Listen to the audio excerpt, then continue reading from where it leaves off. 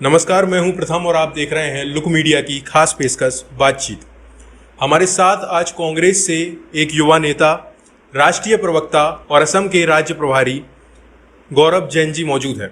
इनसे बात करेंगे आज और जानेंगे कांग्रेस की क्या तैयारियां अब आगामी विधानसभा चुनाव में है। सर, बहुत बहुत स्वागत है आपका लुक मीडिया पर। धन्यवाद प्रथम भाई, हमें इनवाइट करने के लिए और बहुत अच्छा लगता है यंगस्टर्स के द्वारा चलाए हुए किसी भी प्लेटफॉर्म पे आकर मिलने के लिए। It's quite refreshing to see you all, so thank you for having me here. Sir, आप हाल ही में असम के प्रभारी बने हैं। सर, क्या तैयारियां हैं कांग्रेस की अब आगामी विधानसभा चुनाव में? कितने सीटों की आपको अनुमान है या कितनी सीटें कांग्रेस की आएंगी? आप असम के परिप्रेक्ष्य में पूछ रहे हैं कि उत्तर प्रदेश के परिप्रेक्ष्य में? सर, उत्तर प्रदेश के परिप्रेक्ष्य में आपसे सवाल कर रहा हूँ आगामी विधानसभा चुनाव पर।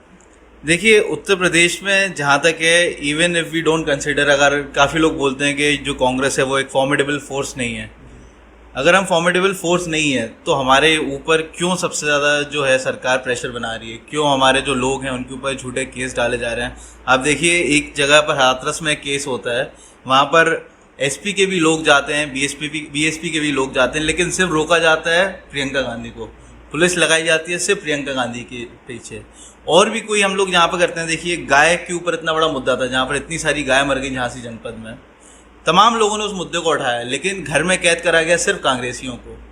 तो आप देखिए, एक यहाँ पे ऐसे शैडो बना के रखा हुआ है, एक पर्दा बना के रखा है, कॉर्पोरेट व्हील आप जिसको बोल सकते हैं बीजेपी के द्वारा, कि जिसमें ढका जा रहा है, चीज़ों को छुपाया जा रहा है किसी भी तरीके से, कि हम उसको ढक के किसी ना किसी तरीके से काम आगे बढ़ जाए, तब तक वो एक काम कर रहे हैं। लेकिन जैसे ही ये पर्दा हटेगा, आप देखेंगे कांग्रेस जो है ग्राउंड्स पर है, हर जगह हमारे जो कार्यक्रम चल रहे हैं, गांव-गांव में जाकर, हर एक जनपद पे जाकर, तहसील पे जाकर, ब्लॉक के स्तर पर बहुत सारे ऐसे युवा, आप देखिए, जो लोग बोल रहे हैं कि अभी कांग्रेस से डिजर्शंस हो रहे हैं, कि लोग छोड़ छोड़ के जा रहे हैं, ये वही लोग हैं जिनके विचार था, जिन्होंने जिंदगी भर से कांग्रेस से खाया है, उनका विचारधारा से उनका कोई ज़्यादा मेल रहा नहीं। और अभी जो युवा वर्ग है, जिसको लग रहा है कि जो खाली पेटों से लग रहा है कि उसकी नौकरी जा रही है, देखिए अनएम्प्लॉयमेंट का जो रेट है वो कितना हो गया। जीडीपी भारत के इतिहास में, चाहे 1947 हो, चाहे भारत पाक का युद्ध हो, कभी भी नेगेटिव में नहीं गई। For the first time in the history of independent India it has gone down to -24%, which is a drastic change. और एक तरफ आप देखिए, भारत में जो अनएम्प्लॉयमेंट है वो बढ़ता जा रहा है, जो पर कैपिटा इनकम है वो कम होती जा रही है। और वहीं पर आप देखिए अडानी की जो वेल्थ है, अडानी प्रतिदिन 1002 करोड़ रुपए कमा रहा है। भारत जो है वो एक अमीर देश नहीं है, लेकिन जो भारत के उद्योगपति हैं वो अमेरिका के उद्योगपतियों से ज़्यादा कमा रहे हैं।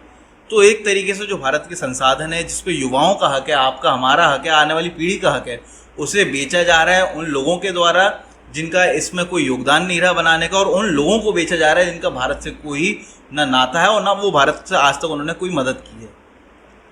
सर, जैसा कि काफ़ी बार देखा गया है कि कांग्रेस ने उत्तर प्रदेश में गठबंधन की सरकार बनाई है।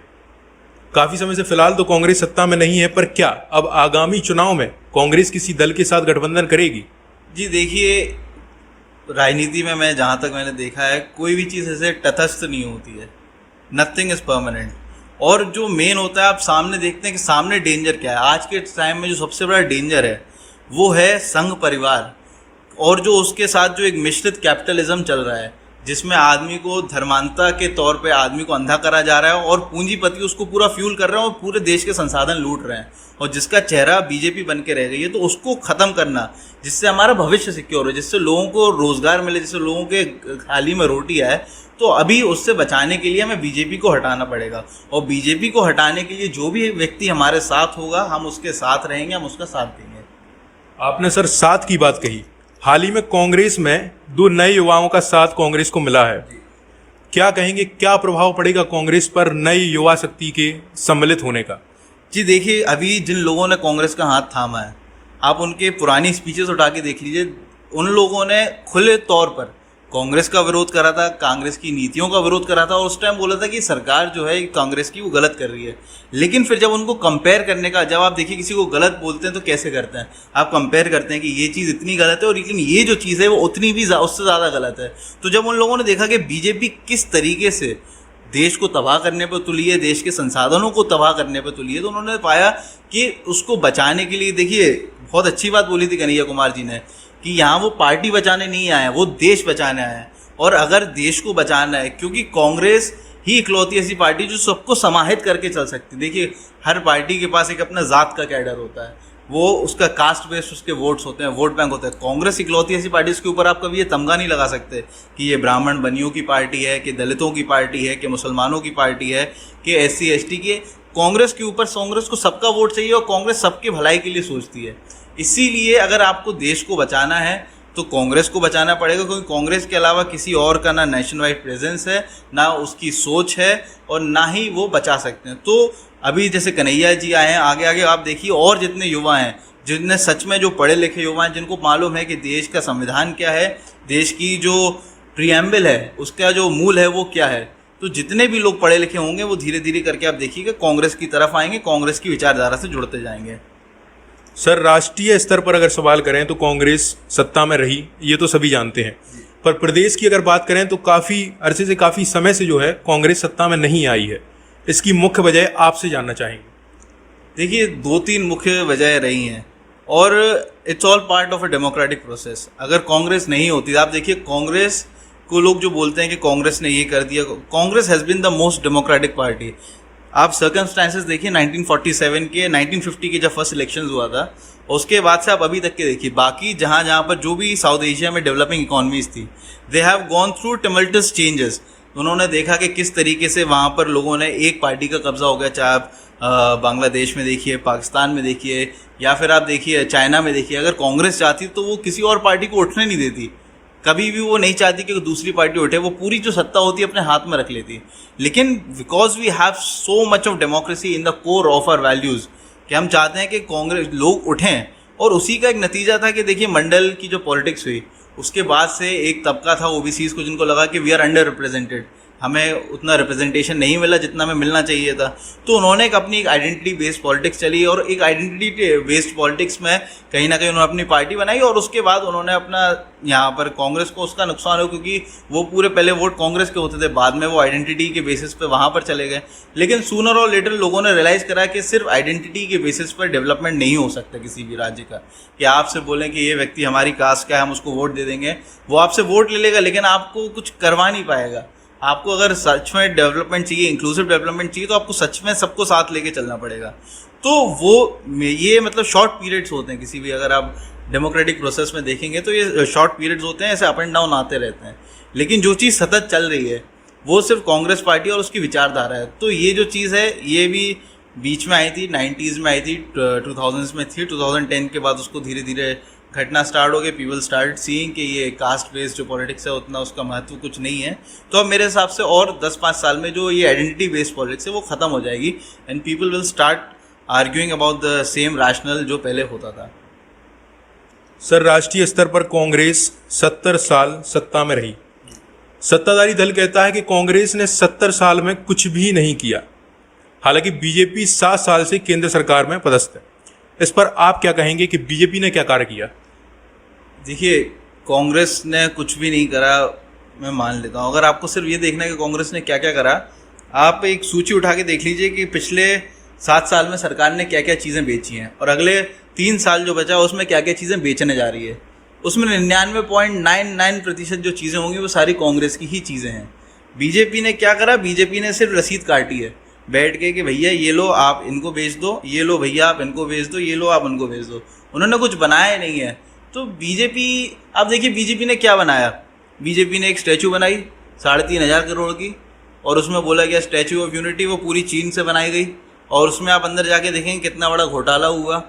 आप उसके बाद देखिए बीजेपी ने और दूसरी चीज़ क्या बनाई। बीजेपी ने अपने दफ्तर बनाए, देश में हॉस्पिटल नहीं बन रहा, कुछ नहीं बन रहा, बीजेपी ने अपने दफ्तर बना लिए। आप पहले देखिए बीजेपी का दफ्तर कैसा होता था, अब जाके देखिए बड़ी बड़ी 7-7 मंजिल के दफ्तर बन गए। और बीजेपी ने क्या बनाया? बीजेपी ने अडानी को बनाया, अडानी की जिसकी कहीं पर कोई गिनती नहीं होती। He was just another small time capitalist. आज उसे देखिए विश्व में कितना बड़ा स्थान मिल गया। मुकेश अंबानी को डूबने से बचा लिया। और उन्होंने क्या बनाया? और उन्होंने इतने सारे लोग थे जिनको सिर्फ हिंदुस्तान को मूर्ख बनाया। मतलब 80-85% लोगों को आपने बोल दिया कि हम 15 लाख रुपए देंगे, और फिर आपने बोल दिया कि वो जुमला था। तो वो सिर्फ जुमले बना रहे हैं, लोगों को मूर्ख बना रहे हैं, और अडानी अंबानी की संपत्ति बना रहे हैं, और सिर्फ रसीदें बना रहे हैं। और बीजेपी कुछ बना ना सकती है, ना बनाने की उसकी सोच रखती है। आखिरी और महत्वपूर्ण सवाल सर आपसे करेंगे। विधानसभा चुनाव में ज़्यादा समय तो फिलहाल रह नहीं गया है। विधानसभा चुनाव में आपकी क्या भागीदारी? लोगों को असमंजस है कि क्या आप चुनाव लड़ेंगे कांग्रेस से?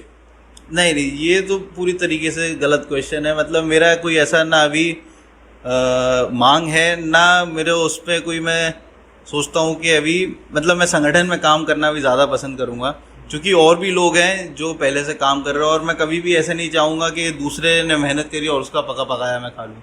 तो मेरी यही कोशिश रहेगी, क्योंकि अपन तो गांधीवादी सिद्धांत के आदमी हैं, जब तक अपन कर्म नहीं करेंगे तब तक उसका अपन फल नहीं लेंगे।